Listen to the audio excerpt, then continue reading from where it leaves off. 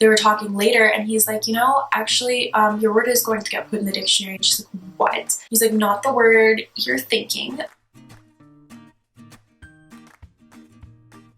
Hi everyone, welcome back to my channel. My name is Anika Rose and I talk about all things culture and communication related. Today we're going to continue sort of our etymology and origin of words and a discussion about the dictionary. So this discussion came about when I was reading the dictionary, as one does, as I do.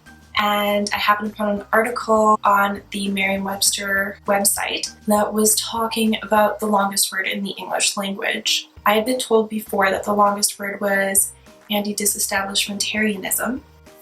I practiced that before I said it, but that's not true. At least that's not true in every dictionary, and it's not true in the Merriam Webster Dictionary. So technically the longest word in the English language is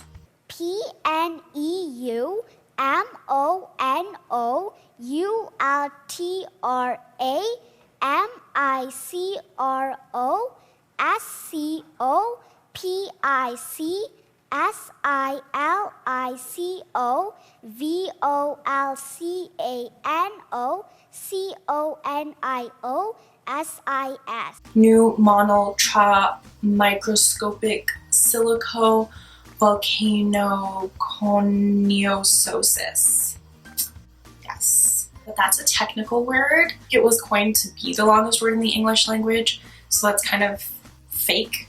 We're looking for the longest word in the English language that is a legitimate word in English that people actually use, and anti-disestablishmentarianism and pneumonotra microscopic silico volcanoconiosis isn't also. So let's talk about this. Let's talk about how words get in the dictionary. Let's talk about anti-disestablishmentarianism, since I learned how to pronounce it and say it. And maybe after this video, Merriam Webster Dictionary will put anti-disestablishmentarianism in the dictionary because of its widespread use in this video. And while I'm at it, don't forget to like and subscribe to my channel so you can continue following me on my linguistics journey.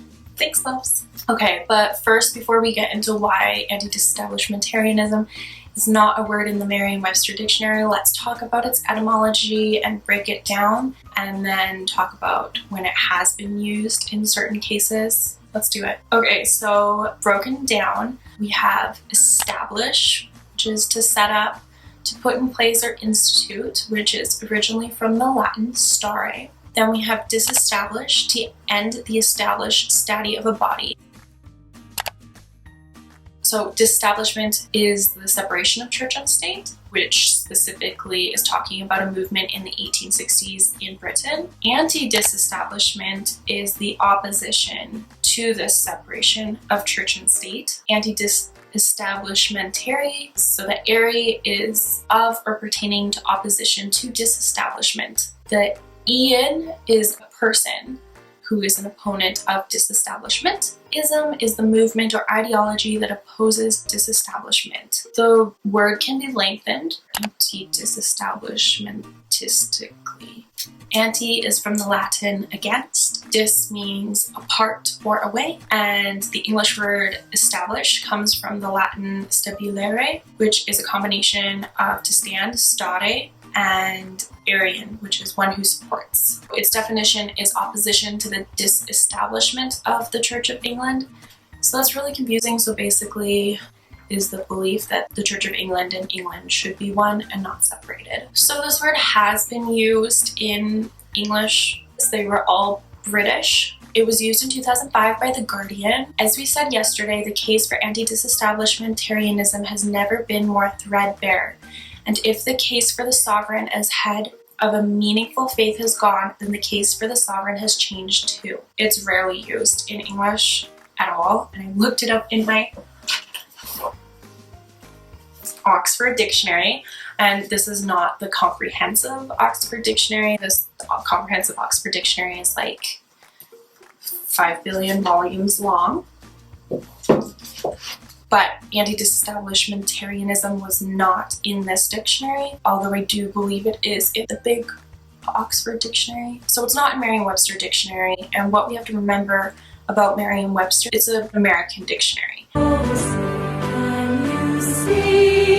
And its focus is on American words. It doesn't pay attention to British words. Its mission, its goal statement is to track words that are used in the US and to keep an account of them. In this, Merriam Webster Dictionary does an amazing job. Other dictionaries, especially British dictionaries like Oxford, Cambridge, Collins, Longman, I always want to say Longfellow, they're British dictionaries, and generally the British dictionaries include both American and British usages. At my family's house, we have the Canadian Oxford Dictionary as well, but even like in the British Oxford Dictionary, like the official Oxford Dictionary, they'll have American uses as well as British uses. The Brits like to think they don't use Americanisms, but it slowly steeps in.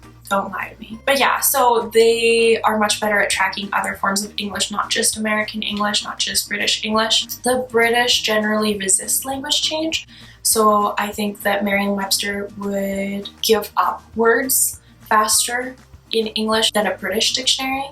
The British would like hold on to those words, whereas Merriam-Webster would be like, okay, we don't ever use this word, like we're not going to put it in our dictionary. But shout out to the British dictionaries who include all the meanings, even if they pretend they don't use American. So Merriam-Webster says they don't have the word anti-disestablishmentarianism in their dictionary, or anti-disestablishmentistically in the dictionary, because there's no proof that this word has sustained or widespread use. If it starts having sustained and widespread use in contexts other than like, this is the longest word in English language, like in a conversation, I'm just like, oh, anti-disestablishmentarianism is so crazy, like I don't get why anyone would be an anti-disestablishmentarian. If we all start talking like that, then Merriam-Webster Dictionary would kind of have a case for including this word in the dictionary. But they say like the 3 cases that it's been used, it's not widespread or sustained use, so they're not going to put it in the dictionary. They even said they might include supercalifragilisticexpialidocious in the dictionary before.